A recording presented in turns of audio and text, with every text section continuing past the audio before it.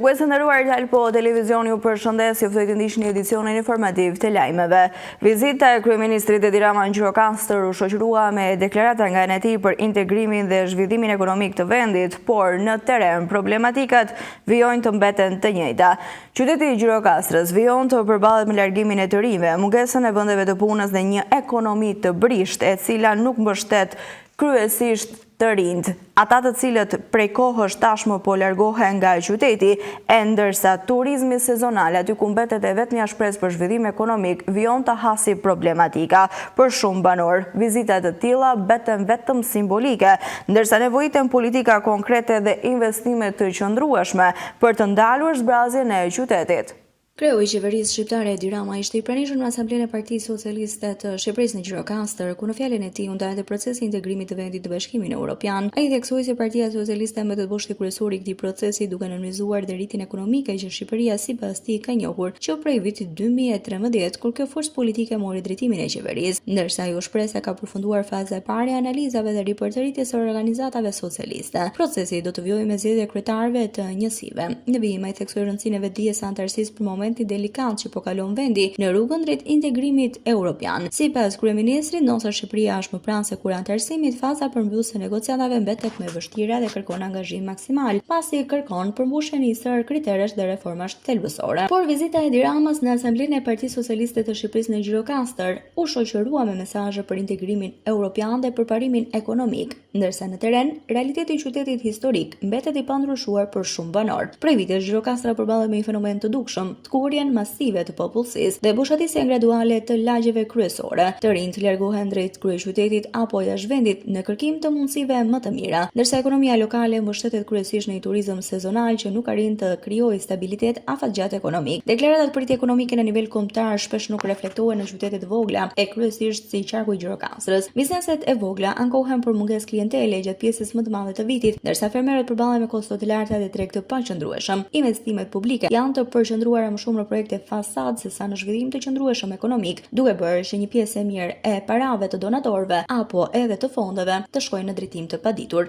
Në këtë kontekst, vizitat të tilla perceptohen nga një pjesë e banorëve si formale dhe pa ndikim konkret. Ato sjellin vëmendje mediatike për një ditë, por nuk adresojnë shqetësimet kryesore, mungesën e vendeve të punës, largimin e rinisë dhe plakjen e popullsisë. Ndryshimi real kërkon politika të qëndrueshme, mbështetje për biznesin lokal, investime në infrastrukturë funksionale dhe nxitje të sektorëve që mund të gjenerojnë punësim gjatë gjithë vitit. Pa këto ndërhyrje, çdo vizitë politike në Gjirokastër rrezikon të mbetet thjesht një moment retorik, një imazh për mediat, ndërsa qyteti vijon të humbas energjinë dhe njerëzit e vet.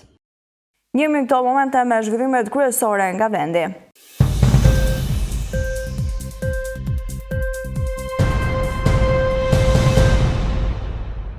Dy vite pasi holli babai nga shkallët dhe shkaktoi vdekjen 43 vjeçari i Klementin Islamaj nga fshati Shalës i Ikonis Polit, ka rënë në prangat e policisë. Gjykata e Sarandës e ka dënuar 43 vjeçarin për veprën penale, vrasje e kryer në gjendje të tronditjes së fortë psikike. Ngjarja e rëndë u regjistrua në gusht të 2024, ku Islamaj holli nga shkallët të atin Hysen Islamaj, pasi ky i fundit i kishte vrarë me sopat nënën e tij 66 vjeçare Shano Islamaj. Krimi ndodhi përpara fëmijëve të Klementin Islamaj, të cilët jetonin në banesë me gjyshrit. Specialistët për hetimin e krimeve të Komisariatit Policisë Sarandë vonë pranga këtë shtetas banues në fshatin Shalës Ikonis Pol, të cilin gjykata e shkallës së parë jurisdiksionit të përgjithshëm Sarandë e ka dënuar në 3 vjet e 4 muaj burgim për veprën penale, vrasje e kryer në gjendje të tronditjes së fortë psikike.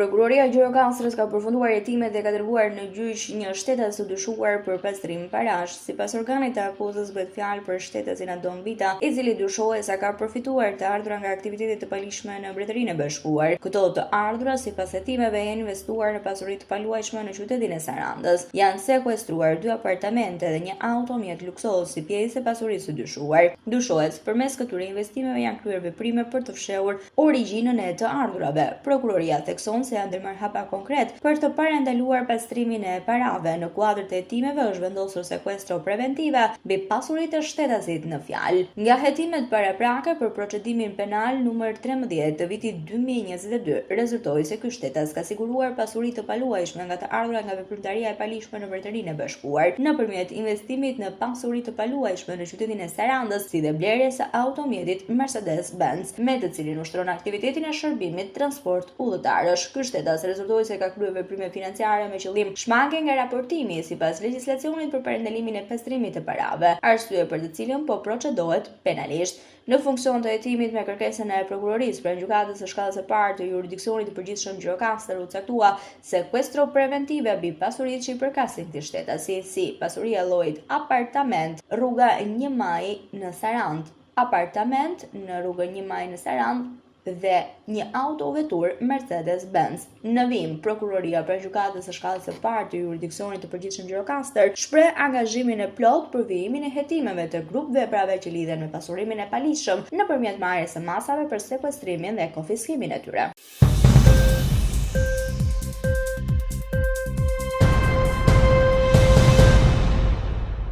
Është ndarë nga jeta në moshën 89 vjeçare ish deputeti socialiste e njëkohësisht ish kryetari i Kuvendit të Shqipërisë Servet Pëllumbi. Lajmin e ka njoftuar kreu i grupit parlamentar të Partisë Socialiste Tauland Balla përmes një njoftimi në rrjetet sociale. Lam të mirë profesori unë i madh Servet Pëllumbi, sa shumë do donim të kishim në ditëlindjen e 35 të Partisë Socialiste, të cilës lidhe shumë ka vlerat e tua në kohë të vështira kur desh ta drejtoje, ka thënë ky i fundit. Kuvendi i Shqipërisë, Partia Socialiste dhe Familja do të njoftojnë në vijim ceremonitë në respekt të këtij njeriu të madh, shkruan Balla. Me zemër të thyer ka reaguar edhe kryeministri Edi Rama, lam të mirë profesori dashur, ka shkruar ai. Pëllumbi ka lindur në vitin 1936 në Shkodër dhe është diplomuar në fushën e filozofisë. Për shumë vite ka qenë pedagog dhe profesor në Universitetin e Tiranës, ku është angazhuar kryesisht në filozofi dhe shkenca politike. Ai është njohur për profilin e tij akademik dhe për rolin në debatet politike të periudhës së pas viteve 90.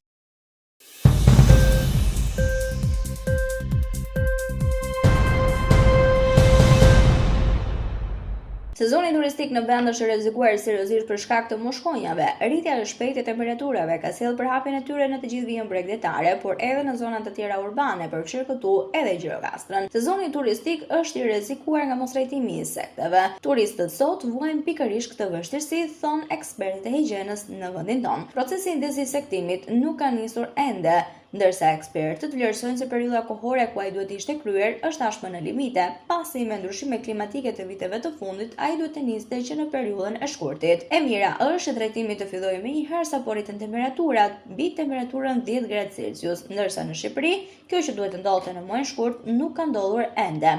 Qëllimi i dezinsektimit është të parandalojë përhapjen masive të mushkonjave dhe insekteve. Moskryrja në kohë e punës në teren ul efektivitetin. Përveç dëmtimit të imazhit të turizmit, teksa Shqipëria pret të thyejë këtë vit një rekord turistik për sa i përket numrit të vizitorëve të huaj, mushkonjat sjellin gjithashtu problematika të mëdha shëndetësore, por edhe probleme për shëndetin e njerëzve.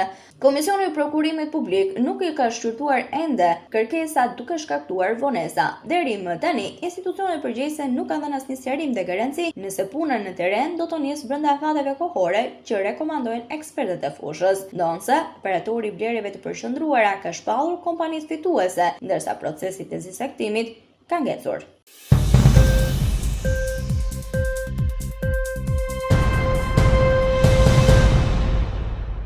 Ishte gjithçka e përgatitur për këtë edicion informativ lajmash, unë ju falenderoj për vëmendjen tuaj, bashkë përshëndetemi këtu.